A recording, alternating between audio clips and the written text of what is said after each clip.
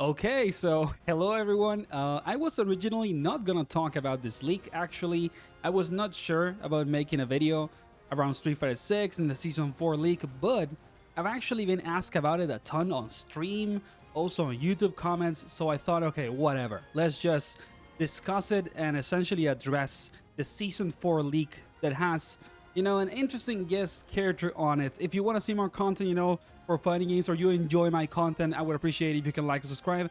And now let's talk about that juicy and complicated leak. Why was I originally not gonna talk about this leak? I think that it is worth to clarify that, and it is essentially because I don't know if it is true, okay?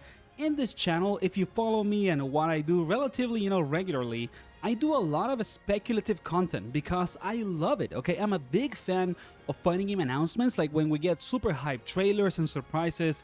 It's one of my favorite things about fighting games as a genre, because at a community level, when you get something super hyped that is big, it's like just so cool, right? And that's why I make a lot of videos about what's going on with studios, developers, games, DLC, and stuff like that.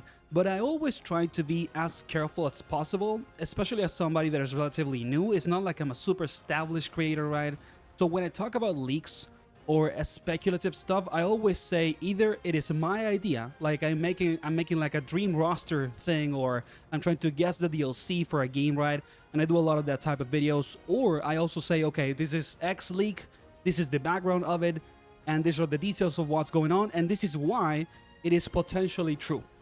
And with the case of the leak, with Tifa, Vega, Hagar, and Gouken for Season 4 Street Fighter 6, I was just not super sure about it, because it is just somebody online saying something, and that's it, okay? Of course, the person that allegedly is leaking the season has, quote-unquote, done something similar before. It's supposed to be like the same person that leaked Terry and Mai on SF6, and things like that. But even with that in mind, a lot of the time, I really like to kind of like talk about stuff like this only when you have really big hints. For example, some of the most typical situations in which leaks tend to be true is, number one, when a retail store talks about a game. Because there are so many different situations in the past in which stores have leaked information about a game with their pre-order, kind of like publishers in their websites and things like that, or when they just put information about the game in their store and it's actually something that the publisher has not also made public and things like that. That tends to be a super big sign of a good leak. And then the second thing is when you have like how can you call it, source format information. For example, if you have a leak for a DLC in a game and there's art, like there's official art for the character. I remember that happened with a couple of Street Fighter characters. I think that it happened with Akuma, for example. Don't quote me on that because I don't remember 100%. I'm gonna look at it, while I edit the video and put an image for it.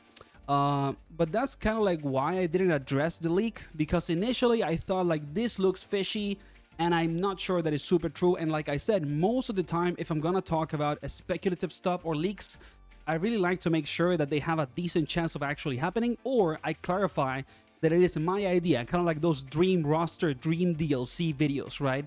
And for example, I just made a video about Dragon Ball FighterZ, and the possibility that Arc System Works is not behind the game anymore and is Bandai Namco working in-house for the DLC in the case of Super Saiyan 4 Daima right? And I did that video because the amount of information or hints that might be happening is very substantial. And even with that in mind, I say on the video, this is just a speculation, guys. Like, just to be clear, take it with a grain of salt. Like I say it during the narration of the video, right? And they even put a tweet in which a lot of people that are Japanese native speakers are saying like, hey, the Arc System Works tweet is actually them saying that they're just behind Dragon Ball FighterZ as an overall game, but they are not confirming that they made the DLC. So that's the type of context. Oh, sorry. So that's kind of like the type of context in which I make videos like that. And I just felt like the case of Tifa on SF6 was not necessarily like that. But let's actually also kind of like take this opportunity to talk about guest characters in fighting games, because the more the time goes by, the more that I feel that there's more tension with the idea of putting guest characters in multiple different fighting games. And the thing, I saw a lot of people online, like on Twitter and also on other social media platforms, saying like, I'm sick of guest characters. Why Tifa and not Makoto, right?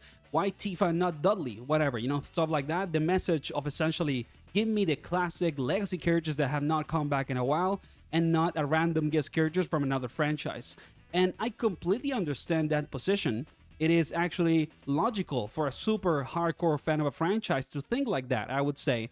But at the same time, if you think about fighting games as a business, which is what they are outside of, us as fans, that we like the games, we love them, we play them, I make content for them, and I love it, but they are at the same time a business, and they are a product that tries to be profitable.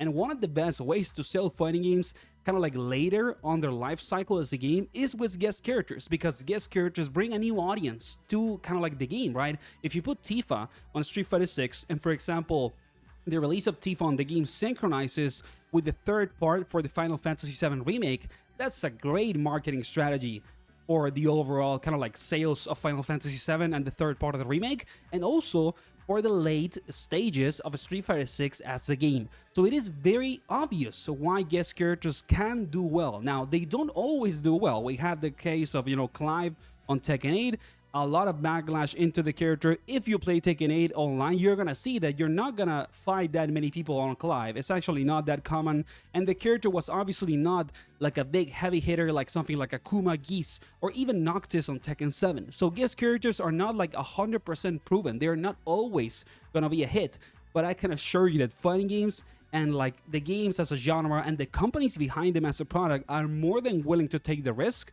of putting a guest character in a game, because if it is successful, it can be arguably the best-selling DLC of the game, and one of the reasons, alongside I would say 20 to 30% of the sales of the copies of the game in the entire lifespan, or at least in the later part of the overall cycle of the game.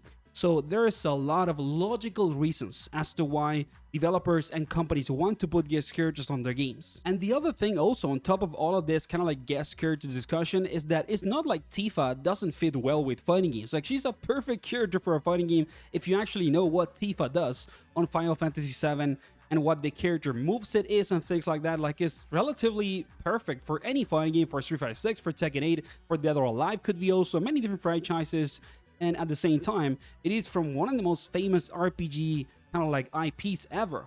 So it makes a lot of sense why Tifa would be a good fit for Street Fighter 6, why it would be also kind of like a smart business strategy for both the Street Fighter and the late cycle of the game, and also for maybe the third part of the Final Fantasy VII Remake. Now, I'm not saying that the leak is real, because we don't know. It is just somebody saying something online.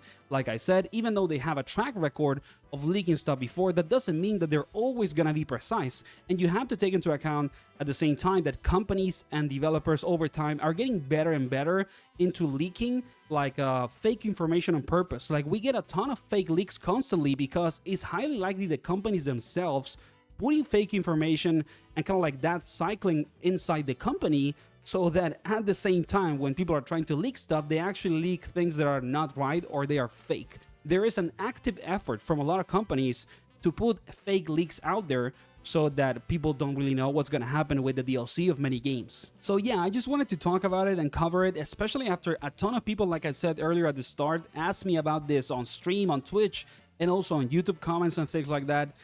Just take it with a grain of salt. We don't know if the leak is real. I say it as somebody that makes a ton of speculative type of content because I love it. Like I said, I love fighting game announcements, but I just thought that this one was kind of fishy, and we will probably get like official information about this at Summer's Games Fest. Like, highly likely we're gonna get a teaser or trailer for the Season 4 of SF6 at that event, so I wouldn't even be that anxious about it. Like, it's closer than we think, and in there we might know what's actually going to be, of course, the next season of the game. Now, even if you don't like Tifa or you love the idea of the character making it into the game, I can assure you, if the leak is real, she's gonna be a very successful DLC. You don't need to be a genius or an expert on business to understand why Tifa could be one of the most successful DLCs ever in the history of fighting games, but we don't know if it's real. So take it, slow. We will see what happens. Thank you for watching the video. I really appreciate it all the way until here. Like and subscribe if you want to support the channel. I would really appreciate it. And see you on the next one. Take care.